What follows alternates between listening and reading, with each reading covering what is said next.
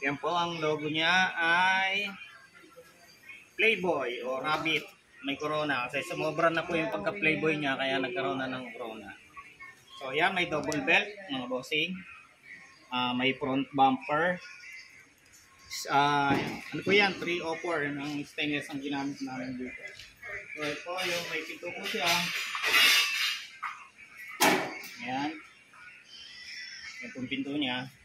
So mga lads, itong screen na to medyo may kamahalan po ito. No? Pag ako nabili na isang banig nito ay 4,800 po yan, 304. 1.2 po ang kapal niya.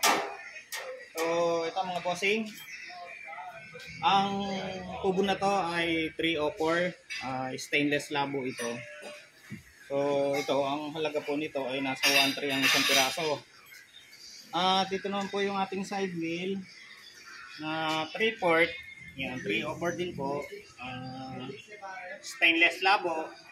Binaping lang natin kaya luminaw. So, ganyan po yung tsura ng ating 3/4. Yung malabo siya, tapos babapin mo para kumintan. So, ang poste po niya ay 3/4. 3/4. Nakita nyo naman po.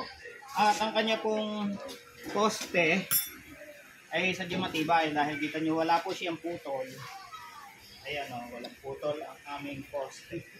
Pangkaraniwan po makikita nyo sa back to back ay putol dito. Naka-welding po siya dito. Putol, naka-welding dito. Kaya kapag nag-shake yung kanyang body, kadalasan po napuputol dito yung poste. Sa amin po ay buo. So ang ating stick na ginagamit po ay 516 na 304. So yan nga po at nilagyan din natin ng carrier. Andito yung mga gamit nila boss. Namin itong kumukuha ng sidecar. So, ang tawag po sa carrier na to ay Raptor type. Kasi di ba yung Raptor yung daming baluktot ng mukha. So, ayan po. Raptor type yung kanyang carrier. Dito naman po tayo mga kaibigan.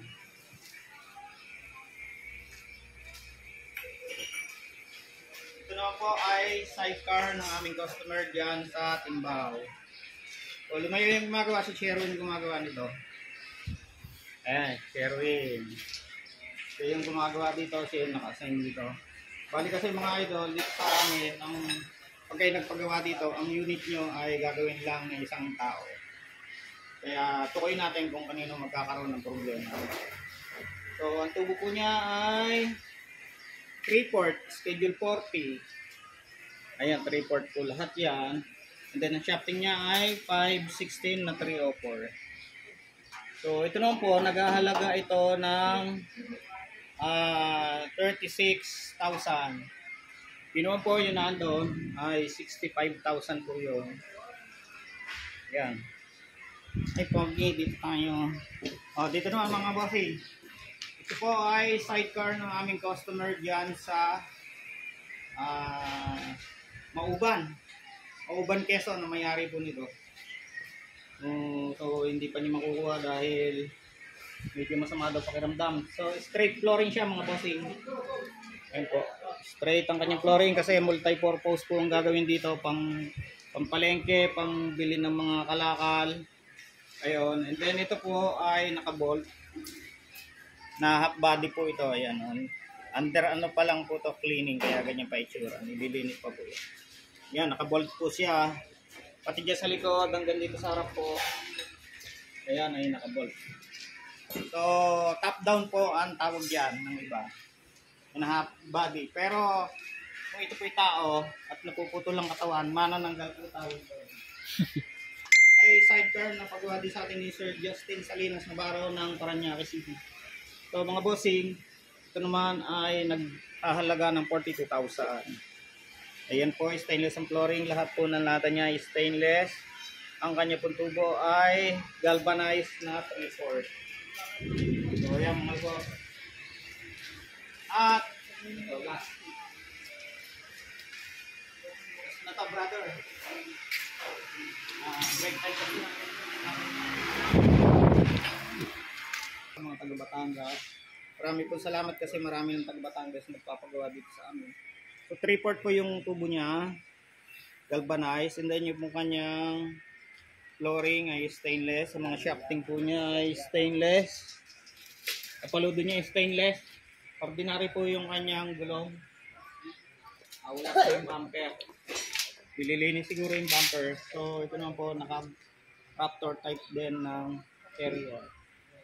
Pakita mo nga yung carrier. Yan. Malaki po yung carrier niyan.